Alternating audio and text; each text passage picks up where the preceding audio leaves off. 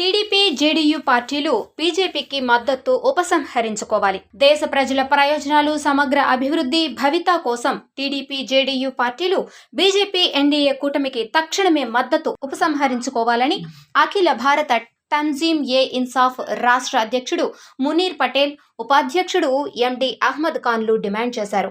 10 ఏళ్లలో మోడీ ప్రభుత్వం రాజ్యాంగాన్ని ధ్వంసం చేసి ప్రజాస్వామ్యాన్ని ఖూనీ చేసిందని విమర్శించారు.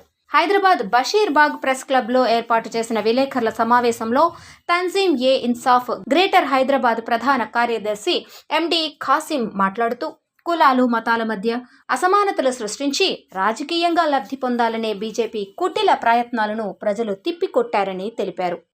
सीपीआई पार्टी ऑल इंडिया तंजीम इंसाफ के तरफ से हम चंद्रबाबू नायडू साहब को और नीतीश जी को 2022-2023 में ये लोगों ने कितनी हुकूमत तोड़ी है।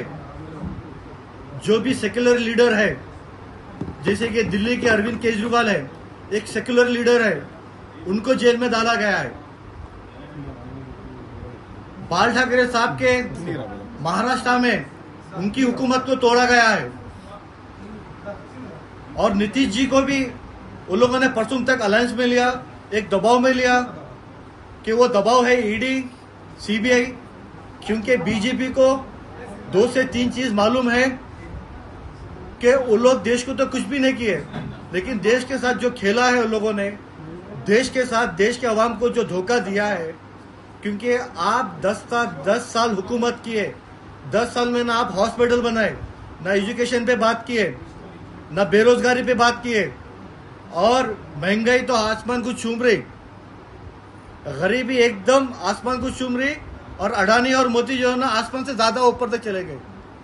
तो मैं नीतीश जी से और चंद्रबाबू नायडू जी से ये रिक्वेस्ट करता हूँ कि आप इंडिया को छोड़ के, इंडिया आधा इंडिया है, वो इंडियंस को, जो सेक्युलर पार्टी आज उन लोग के साथ खड़ी हुई है, वो सेक्युलर पार्टी को सपोर्ट करे, वो सेक्युलर पार्टी के साथ में है।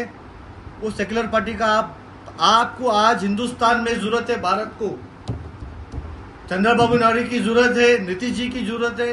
अगर आप ये लोग के साथ बीजेपी के साथ अलायंस में देंगे तो कल के दिन आपको फिर ये लोग बताएंगे कि ये लोगों ने महाराष्ट्र में कैसा हुकूमत तोड़े।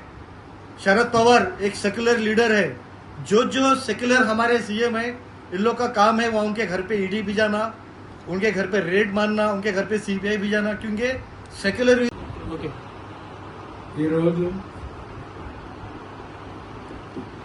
ఈ ప్రెస్ కాన్ఫరెన్స్ పెట్టడానికి మన ముఖ్యం ఏమంటే, మన భారతదేశంలో ఎన్డీఏ గవర్నమెంట్ మళ్ళా వచ్చేసింది. చంద్రబాబు నాయుడు గారు మరియు నితీష్ కుమార్ గారు సపోర్ట్ తీసుకొని గవర్నమెంట్ ఫామ్ చేసింది. మేము చంద్రబాబు నాయుడు, నితీష్ గారితో ఒక రిక్వెస్ట్ చేస్తున్నాం, ఆల్ ఇండియా తన్జీమ్ ఇన్సాఫ్ తరఫు నుంచి మీరు ఇండియా అలయన్స్ కి సపోర్ట్ చేయండి, భారతదేశానికి సపోర్ట్ చేయండి. ఎందుకంటే వీరు ఇండియా గవర్నమెంట్ ఇప్పటి వరకు చాలా మోసం చేసింది ప్రజలకి, పేదలకి, అందరికీ. మా రిక్వెస్ట్ ఏంటంటే, నితీష్ గారు మరియు చంద్రబాబు నాయుడు గారు సెక్యులర్ లీడర్లు, వీళ్ళు ఇండియా అలయన్స్ కి సపోర్ట్ చేస్తే మళ్ళీ ఒక్కసారి మన సూపర్ పవర్ అవుతుంది మన భారతదేశం అని ఈ సందర్భంగా మనం చేస్తున్నాను. ఎందుకంటే పేదలు చాలా పరేషాన్ ఉన్నారు. రేట్లు మీరు చూస్తున్నారు, పెట్రోల్ రేటు మరియు ఏ చూసినా కానీ పేదలకి ఏం తిండికి లేదు, ఉండడానికి ఇల్లు లేదు, ఏం లేదు. అది పేదలకి ఉద్యోగాలు దొరకాలంటే, వాళ్ళకి జాబ్ దొరకాలంటే మీరు ఇండియా అలయన్స్ కి సపోర్ట్ చేయండి, ఇండియా అలయన్స్ గవర్నమెంట్ ఫామ్ చేయండి. ఎందుకంటే పేదలు ఇప్పుడు భారతదేశంలో చాలా పరేషాన్ ఉన్నారు. మా ఆల్ ఇండియా తన్జీమ్ ఇన్సాఫ్ తరఫు నుంచి ఒక రిక్వెస్ట్ మన నితీష్ గారికి, చంద్రబాబు నాయుడు గారి, మీరు సెక్యులర్ లీడర్లు, మాజీలో కూడా మీరు చాలా పనిచేసినారు పేదల గురించి. రోటీ కపడా మకాన్ అని చంద్రబాబు నాయుడు గారు ఒక ఫస్ట్ క్లాస్ గవర్నమెంట్ నడిపించినారు ఆంధ్రప్రదేశ్ లో. అయితే మీ అందరికీ ఒక రిక్వెస్ట్ చేస్తున్నాం, ఆల్ ఇండియా తన్జీమ్ ఇన్సాఫ్ తరఫు నుంచి మీరు ఇండియా అలయన్స్కి సపోర్ట్ చేయండి, ఇండియా అలయన్స్ గవర్నమెంట్ ఫామ్ చేయండి, పేదలకి సపోర్ట్ చేయండి.